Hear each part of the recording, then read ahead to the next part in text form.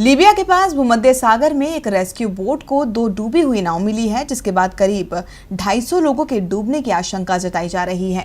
घटना में अब तक 5 शव बरामद किए गए हैं। स्पेनिश चैरिटी प्रोएक्टिवा ओपन आर्म्स ने यह जानकारी दी है। बताया जा रहा है कि ये प्रवासी 2 नौकाओं में सवार होकर यूरोप जा रहे थे। प्रोएक्टिव ग्रुप ने बताया है कि उनकी नाव गोल्फो अजूरो को लीबियाई तट से करीब 15 किलोमीटर दूर रबर की नौकाओं के पास 5 तैरते हुए शव दिखे, जिसके बाद सभी शवों को बाहर निकाला गया। प्रोएक्टिवा की स्पोक्सपर्सन लौरा लानूजा ने कहा कि नाव के आकार से पता चलता है कि इनमें 250 से ज्यादा लोग सवार रहे होंगे। जो शव मिले हैं वह अफ्रीकी लोगों के हैं, जिनकी उम्र 16 से 20 साल के बीच होगी। रेस्क्यू वर्क में शामिल इटली के कोस्ट गार्ड के एक प्रवक्ता ने भी 5 शव बरामद होने की पुष्टि की है।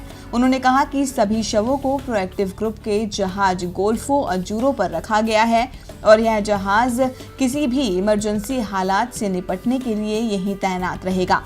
आपको बता दें कि यूरोपीय संघ और तुर्की के बीच एक समझौते के बाद ग्रीस लाने जाने वाले रास्ते को बंद करने के बाद बड़ी संख्या में अफ्रीकन अप्रवासी अब भूमध्य सागर के रास्ते इस तरफ आते हैं। एक अंतर्राष्ट्रीय संगठन के अनुसार इस साल अब तक भूमध्य सागर पार करने की कोशिश में 559 अप्रवासियों की मौत हो चुकी है।